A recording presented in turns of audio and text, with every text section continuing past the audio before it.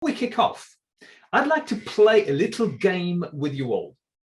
If you can grab yourself a pen and paper or something to write with, or your iPad and your Apple Pencil, whatever it is that you can write with, I'd like you to write down the names of your 5 best friends. Exclude your relatives. I repeat, the names of your 5 best friends, exclude your relatives. And if you could, and once you've done that, if you can quickly put it in the chat and say yes.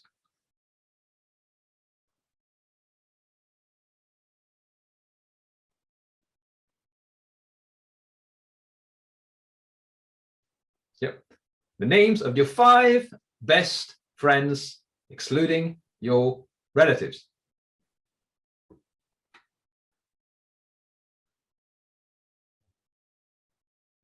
Do you want us to put the names in the chat or yes in the chat? No, just write on your piece of paper. Yeah, when you've got your 5 names, just let me know in the chat and just say yes. You got your 5 names.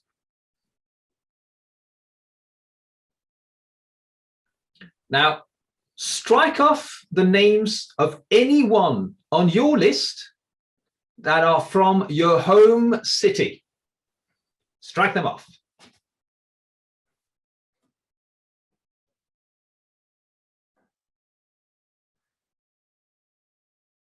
Yeah, strike them off if they are from your home city. Excellent. In the remaining list, strike off anyone from your own race or ethnicity. Strike off anyone from your own race or ethnicity.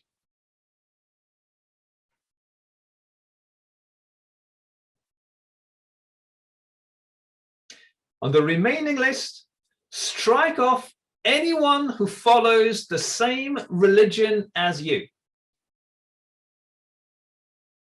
Strike off anyone who follows the same religion as you.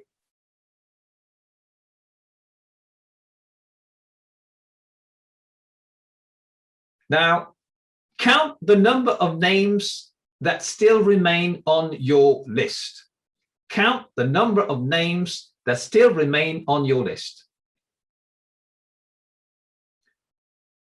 Multiply that number by 20.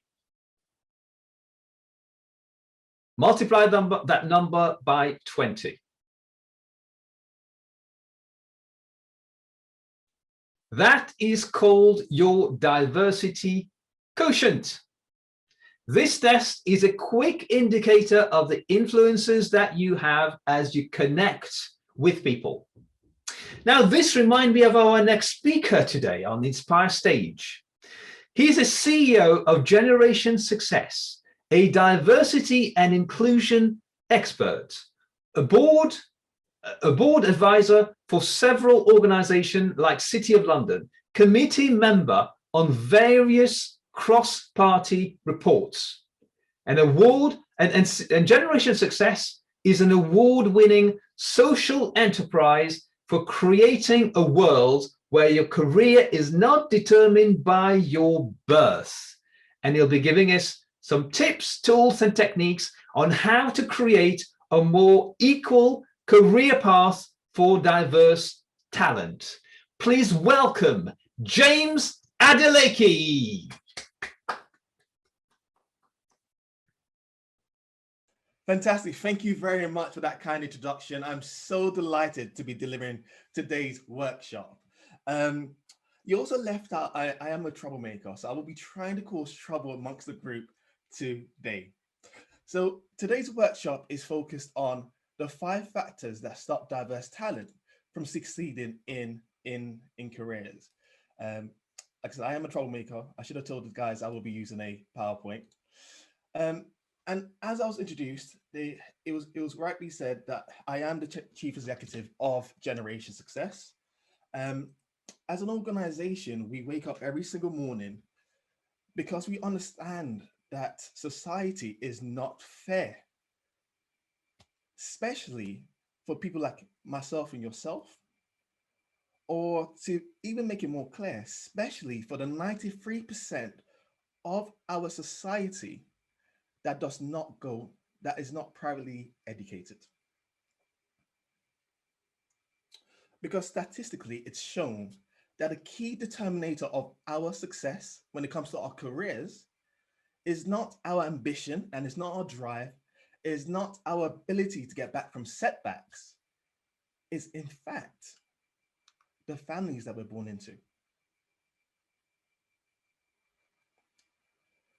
Because the families that we're born into determine the foundation, the structure, the privileges, and the connections that we have in life. And it's through those foundations that determine where we end up in our career, in our career at the end. And I, for one, believe that is not fair. I'm sure you guys do too. Because when we did that open at the start, think about your best friends.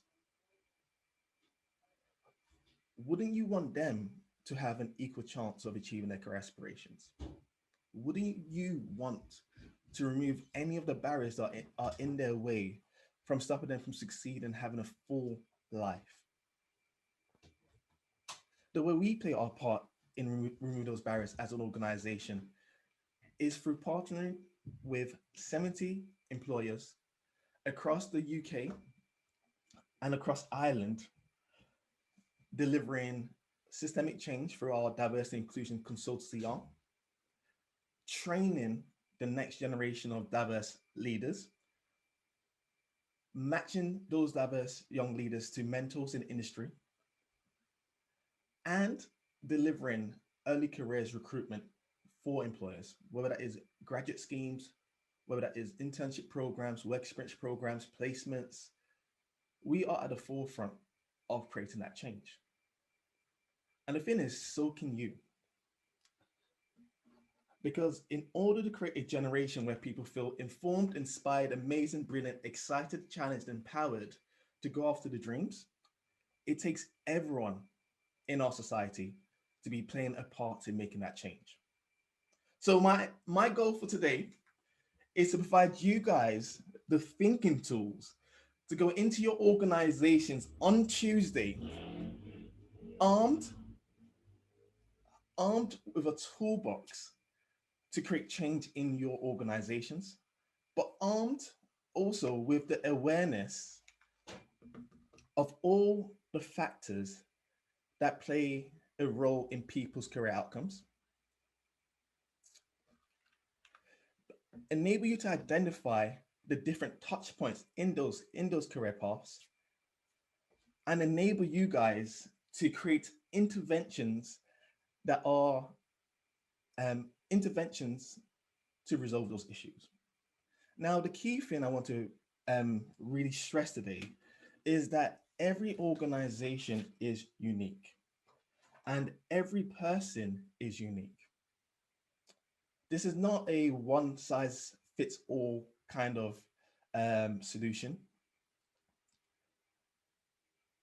But today, when you leave here, you will know how to create solutions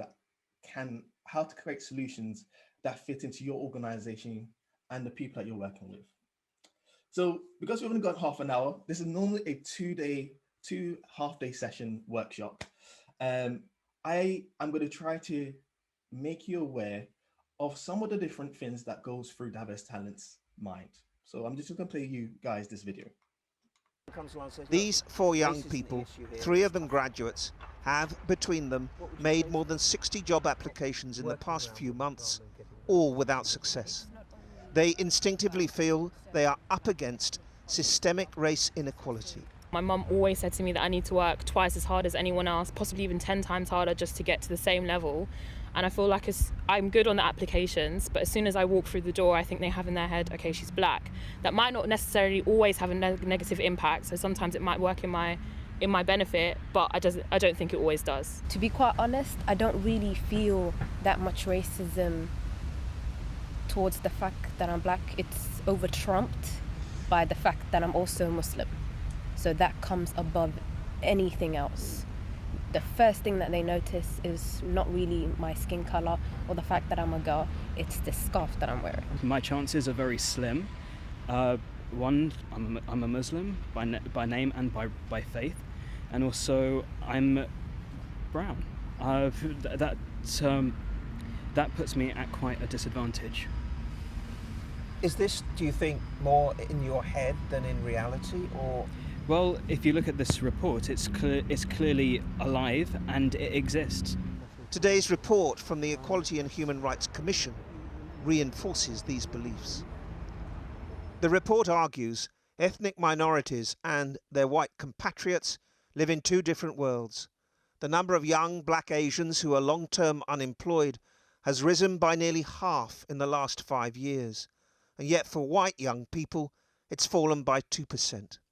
A black worker with a degree is paid 23% less on average than a white worker with a degree, and the unemployment rate for ethnic minorities is nearly 13%, twice the rate for white communities. Whether it's education, whether it's health, whether it's the criminal justice system or employment, young BME people are treated less well, they earn less, and their chances of progression are considerably smaller. In 2005, the then head of the commission warned the country was sleepwalking into segregation. 11 years on, today's review by a new head didn't go that far, but nevertheless has painted a bleak picture. The party of one nation, and the one nation chime from the last government is barely visible.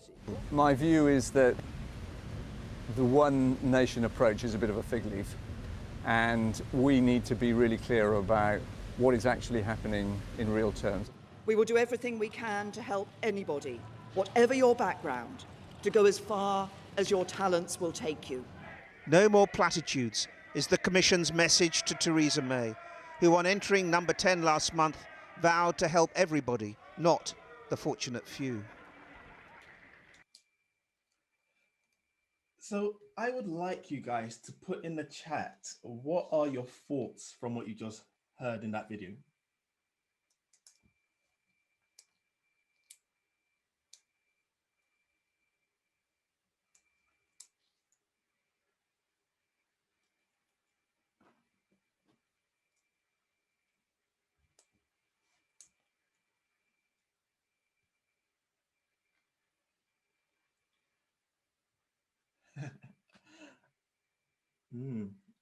Definitely. Can you imagine it? This video was done 10 years ago, and it still feels like we're still in the same position that we are now.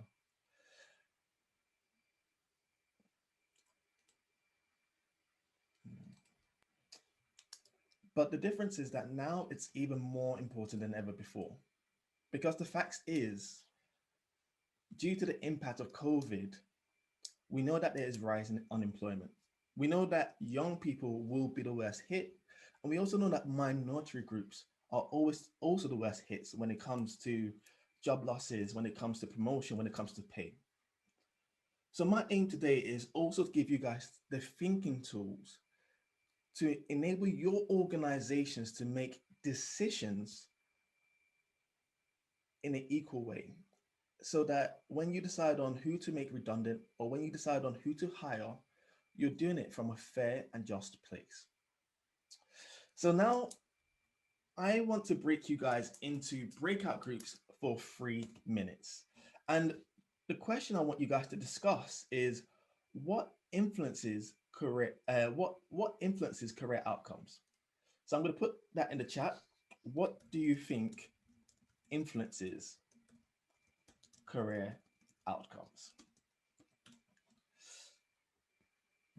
What do you think influences career outcomes? And we're just going to discuss that in groups for 3 minutes.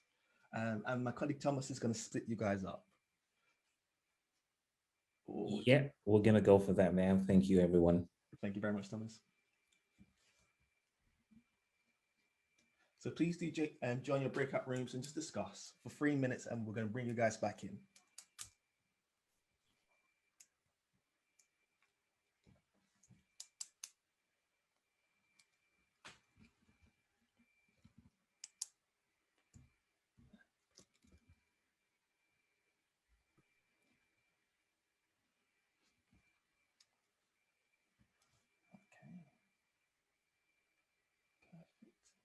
Outstanding. Thank you so much, Thomas. This is great. People are joining. Love that. Yeah. How are you finding it so far? All good, all good. You take risk sometimes. It's really good. I'm enjoying it. Fantastic. I'm glad. Love it, love it, love it. I think I'm sticking on time as well.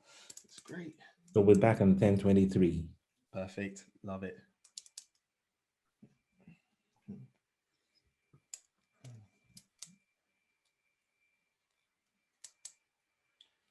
Perfect.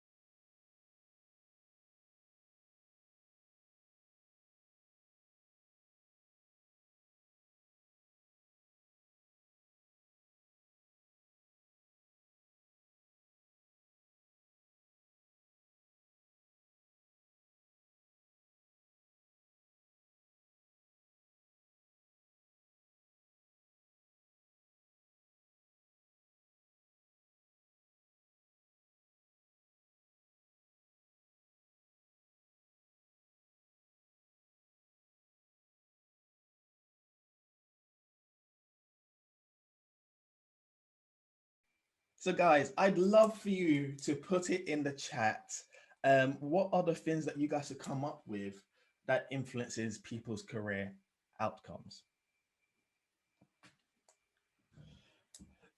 And if one person wants to come up on screen and just give us a 30-second snippet as to kind of some of the things you've thought of, please do feel free to do so. But 30 seconds, no longer than that.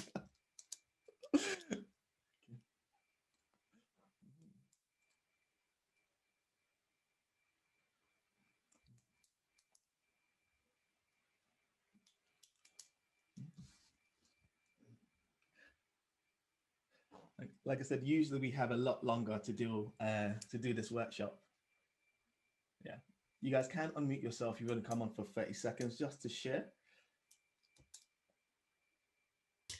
I don't think the participants can unmute themselves. So if somebody wanted to say something, they'd have to raise their hand, and then one of us can unmute them. Love it. Actually, Sarah, whilst you're here, is there one or two things that you thought of that could influence people's career outcomes? Yes. So in our room, we were talking very much about who you know. That, well, from the perspective of recommendations, mentoring, getting that boost in your career. So I think that was definitely one of the first things that came to mind. And then one of our room participants is also a teacher, and very much seeing the influence of how people are taught and like what's put in their mind as a young person in terms of what they can or cannot achieve. I love that. Thank you very much. I think David wants to say something as well. Thanks, Sarah. Thank you, Sarah. And hopefully we've got something in the chat as well from Emma Loveridge. Parents and advice you get early on as a factor.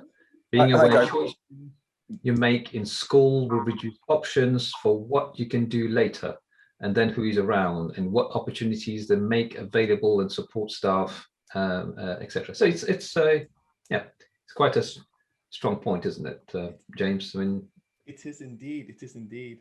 And David, I think you're now unmuted.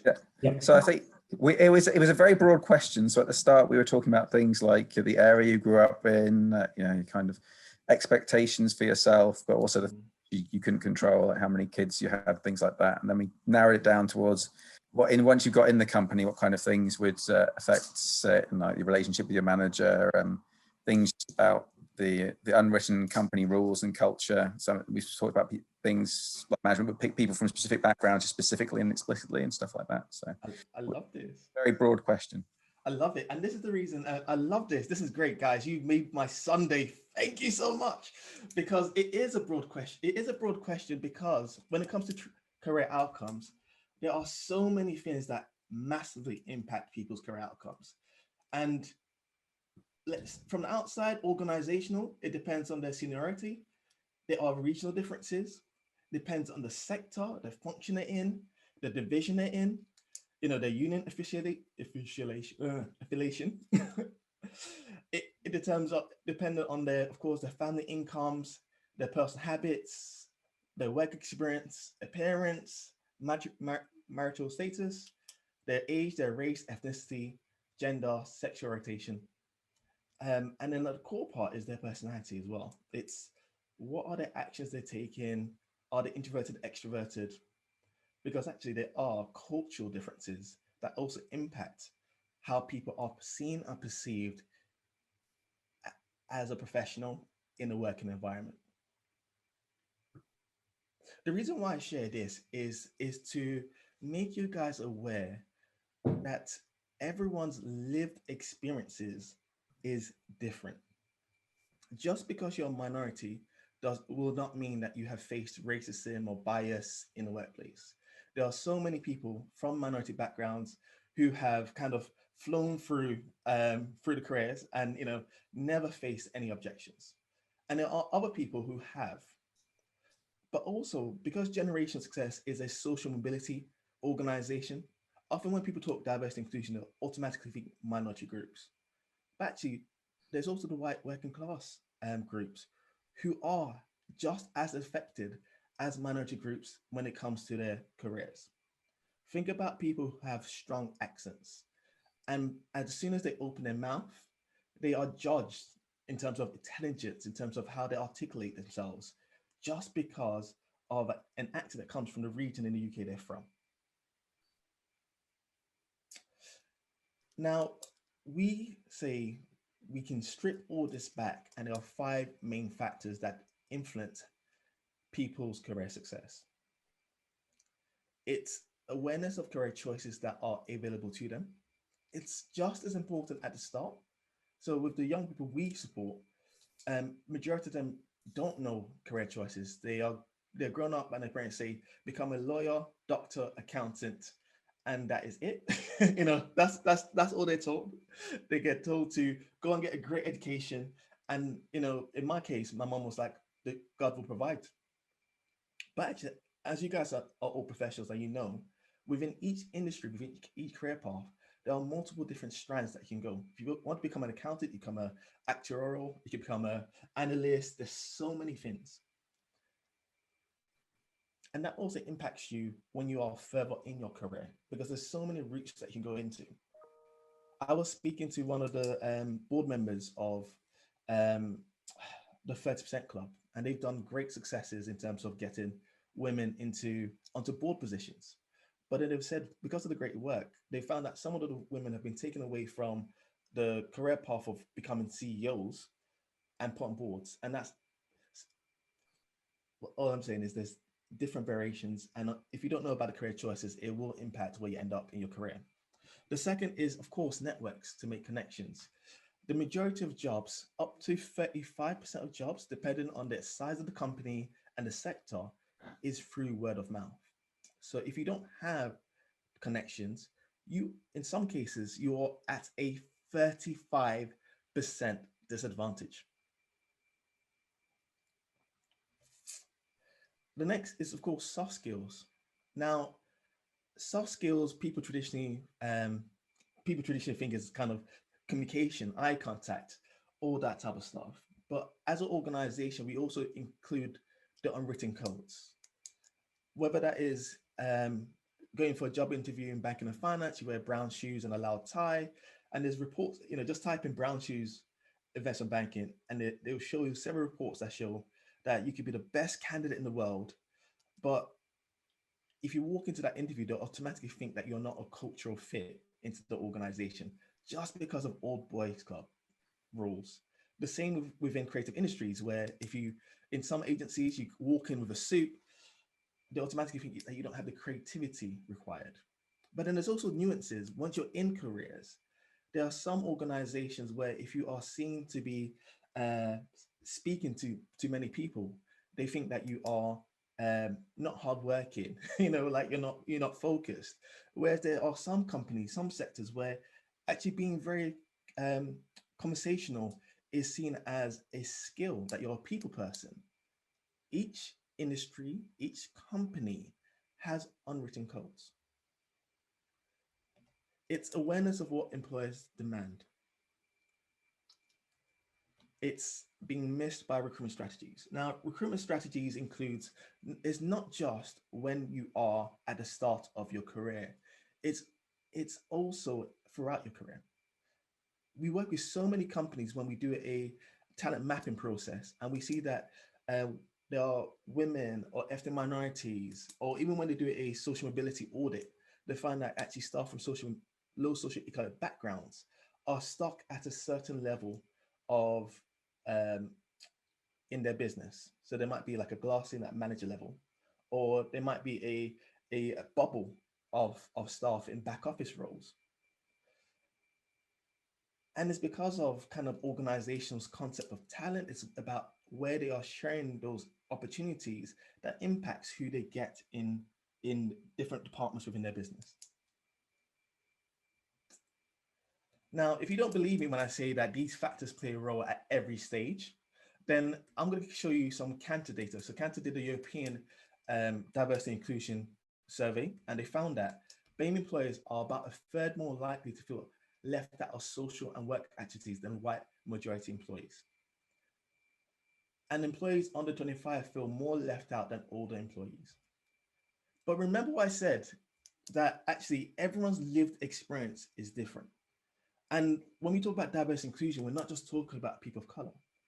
Because when you drill down into those numbers, they also found that more white majority young people than people from minority backgrounds felt left out when it came to the under 25. It could be because minority groups are used to being the minority in every situation. So, like I have friends, if you take them to a black club, they automatically just notice that they're the only white person in the room. But, I've grown up being the kind of, I've grown up being a minority. So if I go to a club that's full of white people, I don't really notice that much. It's just interesting. It's just really interesting. What I'm just trying to say is there are different lived experiences.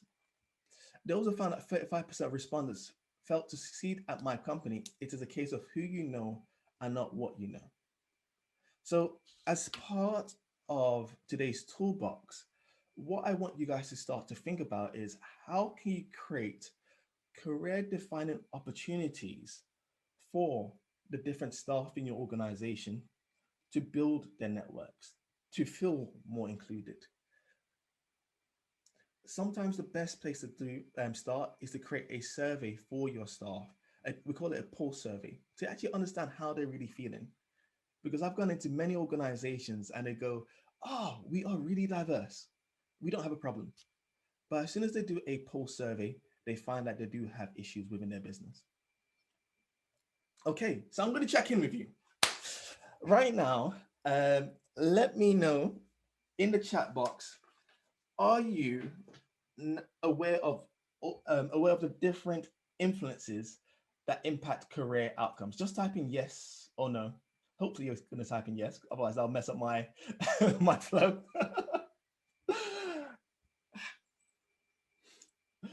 Fantastic, love it, love it.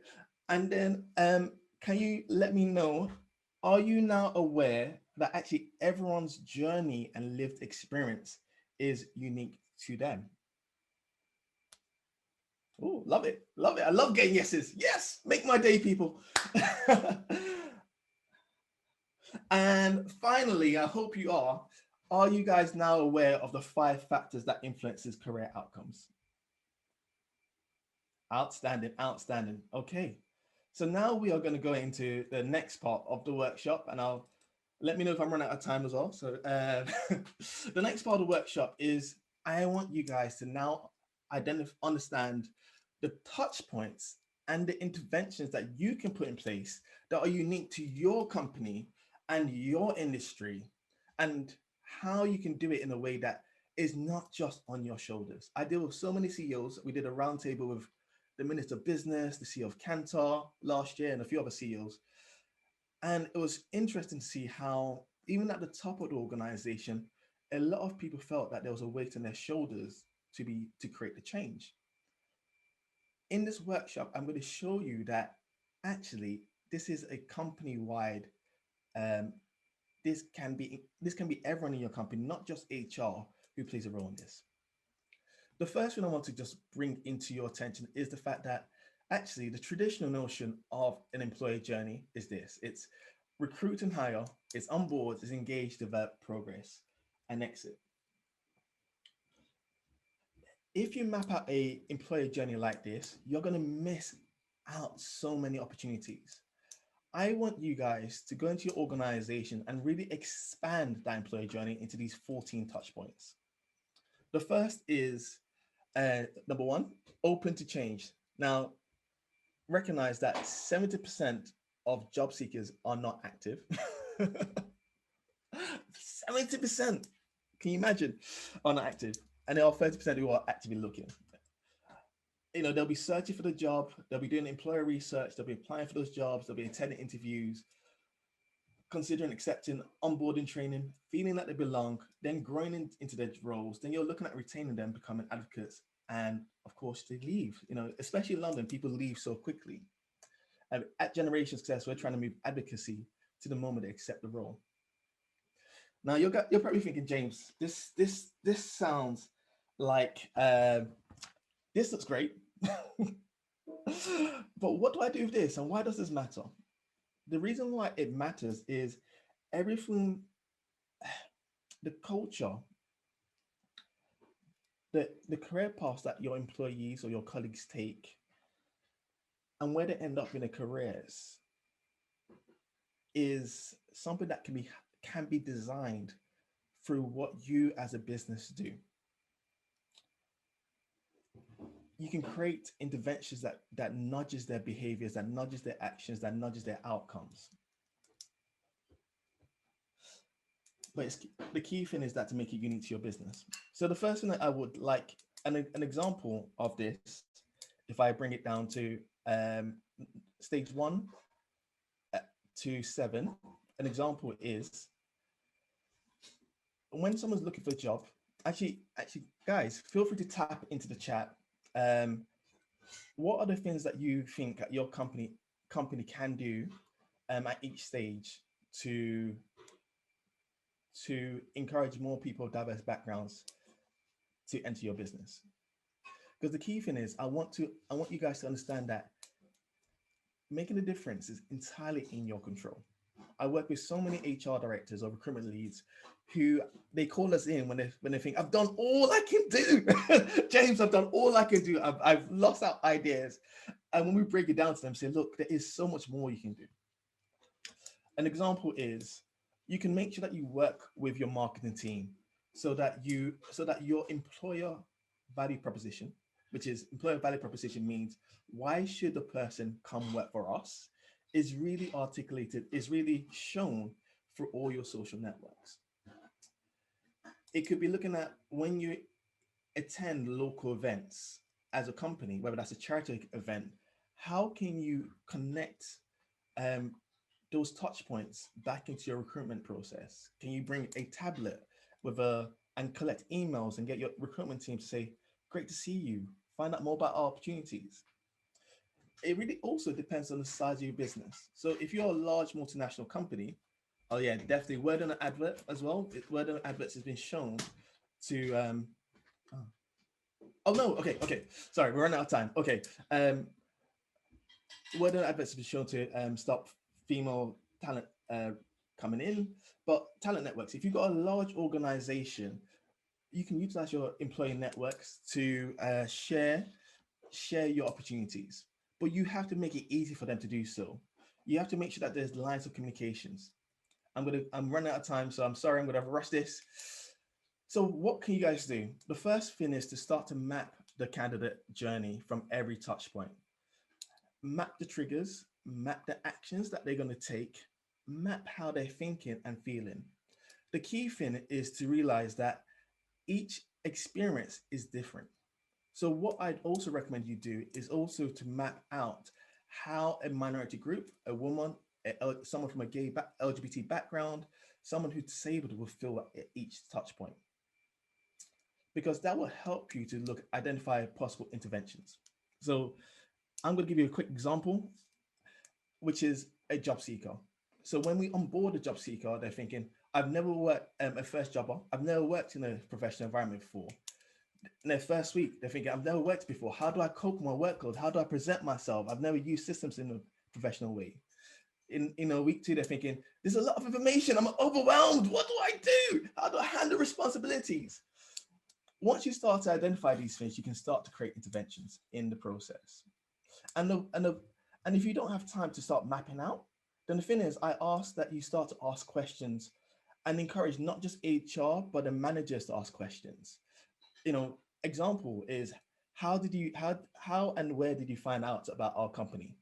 Once you start to become more aware, you can start to maximize your investments in terms of reaching out to these groups through these channels. It could be, what did you do when you decided to apply for this position? What did you do during the selection process? Start to become more aware of what's happening and what experiences your employees from different groups are facing. Once you're aware, you can start to change things in a way that's appropriate to your business and appropriate to their journey. Once again, each lived experience is different.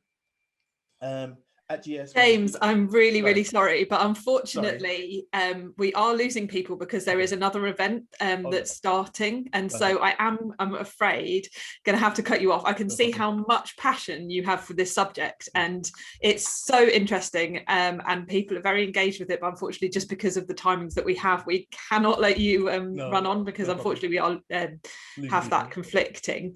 I know people want to connect with you if possible to learn more about what we can do. And so is that okay? How can we make sure that we follow up and take action from the very important topic that you're talking about? Definitely. Sorry about it. Yes. You can connect with me on LinkedIn or visit generation-success.com, and my contact details are on our website as well. And I'll also share my direct link. Wonderful. I can give you 30 seconds just to wrap up, and like any last call to action you have for people. Yeah, definitely. So my call to action is to go in and encourage your colleagues to ask questions about the different experiences that your colleagues are having, is to look at how you can create interventions in the process, and is not to think that, what is my place in this? Because there's a lot of people who think, I'm not from that background, I'm not having these experiences, what can I do, what will I know? And the thing is, in 2021, you have no excuse as to why you don't know that and why you're not playing a part. So just take action and apologize if you make a mistake, because that's fine. That's what happens when you're moving yourself outside your comfort zone. Just take action. That's it. Fantastic. Thank you so much, James. And it is a very important topic. I know people are interested in it. We wish that we could listen to you and experience the full workshop, but unfortunately, just because of the conference program, we don't have enough time. So James has put his LinkedIn in the chat. Do connect with him, ask those important questions, think about these things, and take the action that you can to improve